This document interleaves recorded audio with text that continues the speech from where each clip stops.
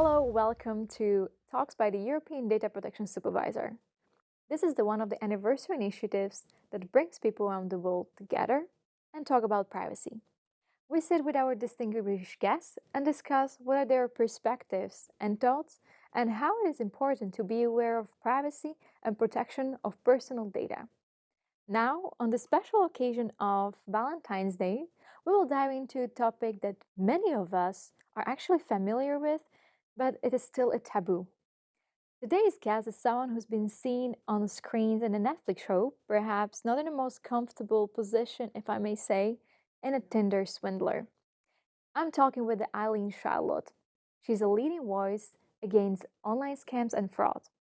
Eileen was a romance scam victim of so-called Simon Levive, who scammed millions of dollars out of women he met through the dating apps, such as Tinder. Online dating is one of the most popular way nowadays where people meet and actually find a romance, relationship, and love. But so did the cybercrimes. Among all these junior profiles are also fake profiles set up by fraudsters.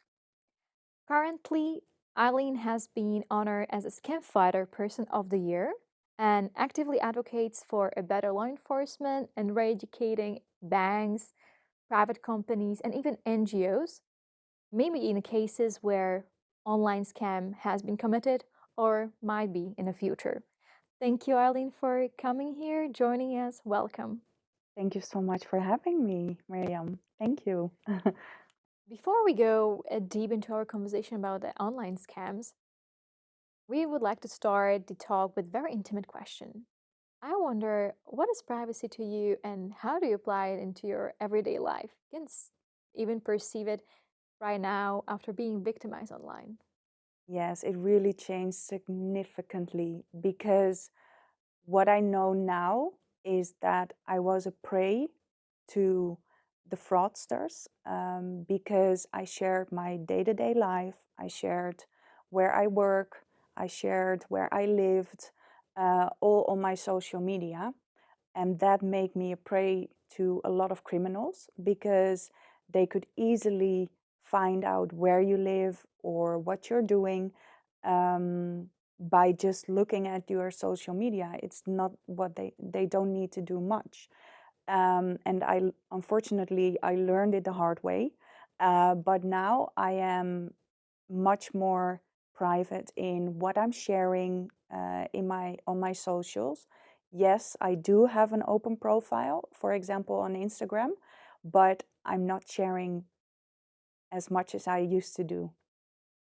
And right now you have indeed you learn the hard way and you became a anti-Raman scam activist. So you break the silence and you started to be a role model even for the other victims. What advice would you offer to our listeners navigating the online relationships to protect themselves from falling victim to someone with a fake identity? And have you observed any red flags that you could even generalize a little bit? Yes, of course I did. Like I already said, I learned the hard way. But what I've known now is that you really need to be very careful with who you are talking to. That's why something I would suggest is to create verified accounts. So you know you are talking to that exact person instead of someone with a fake identity or someone who has different intentions, like bad intentions. And for example, also to easily see from the dating app side, there should be like an algorithm because fraudsters or criminals, they are attacking like many people. Like they try to get as much as possible matches and creating victims, and then they are selective, and eventually those people are falling for the scam because, like I already said, they do their research very carefully, but they also are hunting down like so many people and they are just waiting for you to fall for it, because scams will find you at the right time, at the right moment, and will find the right person. And unfortunately, if the dating apps are being careful as well and are trying to have all of these algorithms, I know they're also making a lot of money out of it. So it's a very double Perception of the. perception. Yeah. So it's very difficult because I know they're making a lot of money out of it, but also there are also a lot of victims getting scammed. So in a way, it's very Indeed. unfair. Indeed, I mean, these red flags or indicators for users should be more obvious on an online platform. And you actually started to talk about sort of tools to mitigate these scams online. So, do you think that are there technologies or any other patterns or tools how to mitigate these scams? Because so far we know that uh, online platforms are using something. And do you think that there is a potential and even a role of the artificial intelligence in the online dating apps? Yes, artificial intelligence is, I think, really amazing in our society, but you can use it in a good way and you can use it in a very bad way. And of course, the criminals and the fraudsters have found out the bad way to use it on normal and regular people. And I think if we have this verification, it will create a much more stable society. So, and also a much more trustworthy society, because if you are verified with your passport or in any kind of social media platform, then I think it has a much stronger um, ability in our society, and you can trust a little bit more those dating apps and social media as we do now. I mean, it for user is important to believe that there is on the other side someone Who's real? who is real, Yeah. indeed, no fake identity. But of course, then it's very important that it is big tech companies that are owning the social media platforms are trying to process this personal data of people in a secure way. And I wonder, actually, because you've been awarded as a Scam Fighter of the Year from the Global Anti-Scam Alliance, how do you think that these big tech companies, or especially all online platforms like dating apps, should collaborate, in this case, with the governments to address this issue of fake identities and prevent fraudulent activities? Well, I always say it's a circle.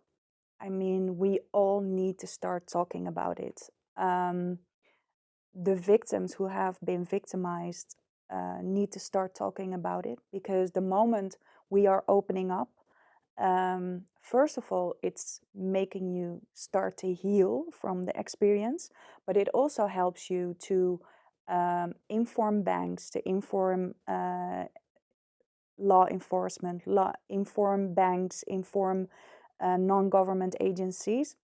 And the more we know, the more numbers there are available, the more we can do about it. And that's why I decided to open up with my story, to motivate victims as well, to open up and to start a movement, because I think it's very important that fraud is prosecuted, first of all, but also is getting a normal word in our society, because now a lot of people are still ashamed of it, are still feeling embarrassed. Um, but please don't, because there are so many people out there who are also a victim. In your case, previously you said that banks were especially not really believing you because they were actually thinking that you're gonna fraud them. So in this case, you are trying to help, not even help them, but maybe raise awareness about the increasing potential of the cybercrime in this Yeah. case.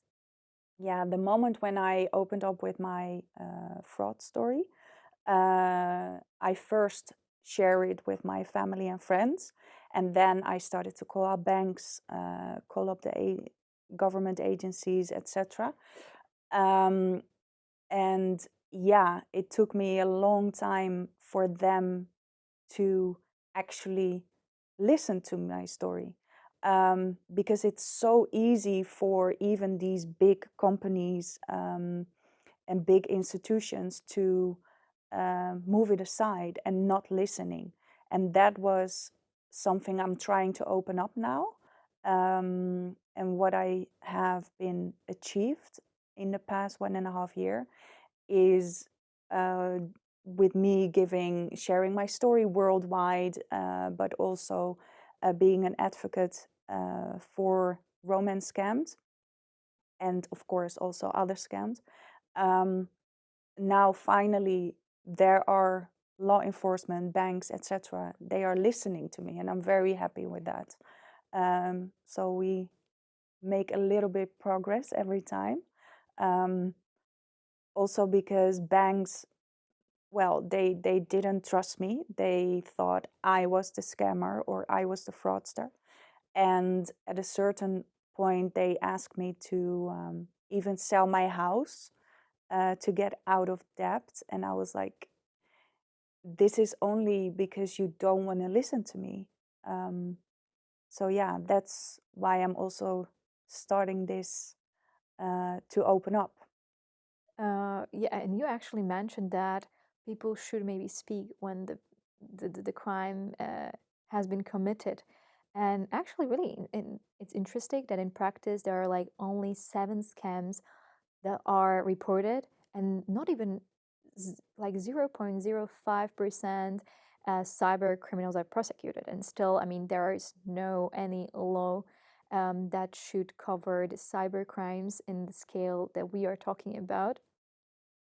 I wonder, the topic of the Roman scam is a taboo. We know it because you just mentioned that many agencies and institutions did not really believe it to you, and you decided to break the silence and be the role model for the other victims.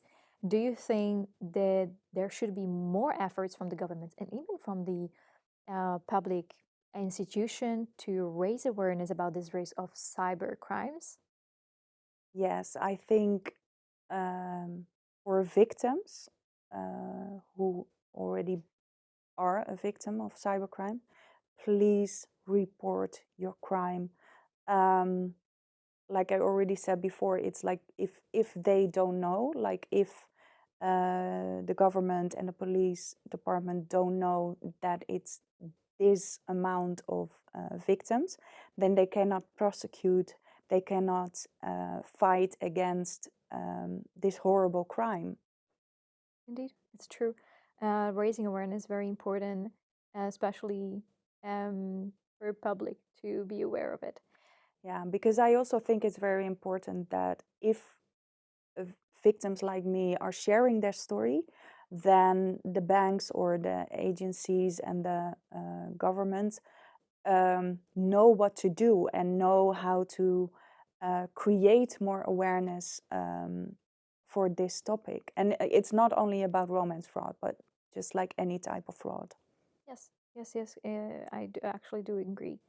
Um, well, to conclude it, and before we wrap it up, do you have a message to convey for our listeners that are trying to look for a Romeo and Juliet type of romance online? Well, first of all, if something looks too good to be true, it most likely is. So please, please use your rational thinking when you meet someone online. Second of all, if someone if someone doesn't want to meet you in person, it's also a very big red flag. If someone only wants to meet you, maybe only through WhatsApp, not even through Zoom or video call, it's a big red flag. Um, and of course, the very biggest is when they start asking you for money. I mean, start, if someone is asking you for money and you're already, if you have the feeling you're in a relationship with them, take a few steps back, start thinking about it. Is this what I want? Is this what he actually or she actually needs? And is this a really correct way of being in a relationship? Because normally it's not. And that's, of course, the biggest red flag. I know I did it myself as well. That's why I always want to say, like, yes, I did it myself as well. But now I want to, I'm here today as well to start preventing other people from what I have experienced, because it's not fun, believe me, Thank to you. go through. Indeed. We are actually almost at the end, and it was really an honor having you here, Ayleen, today. You really shed the light on emerging cybercrime as a romance scams is right now in this online dating world. You shared very valuable insight, not just into your personal experience, but also to the challenges that victims are facing right now once they are experiencing it. I would say that to break this silence is very inspirational. And also at the EDPS, it's crucial to hear this as we protect the fundamental rights to privacy and data protection. So do you. You are doing it right now. Indeed, you point out a couple of things like increased collaboration between these big tech companies and the government, but also a little bit of restrictions on the side of the big tech company that should be more aware of this profile is fake, and let's secure the safety and online. And indeed, surprisingly, even there is an importance of public education, public awareness. And this, we hope, we can prevent the other's potential victims from falling into this online trap. And more importantly, we will try to raise awareness. This is all about it, about this risk of cyber crimes, such as online dating, online romance scams, but also, of course, others that you just say that it can be, all the indicators and red flags can be seen in also other online cyber crimes. And these are actually undermining the people's lives, indeed. I hope these talks were also very exciting to our listeners, and starting to bear in mind that this might happen even to anyone. Indeed, the online world is a goldmine of information for cybercrimes. So also that's the Cyber Valentine's Day. I hope you also enjoy this. Stay tuned and stay informed for our future episode as we continue exploring diverse perspectives on cybersecurity, on privacy. And thank you, Ayleen, that you joined us. You're welcome. My name is Miriam Chakurdova, and these are the talks of EDPS 20 anniversary. Be aware.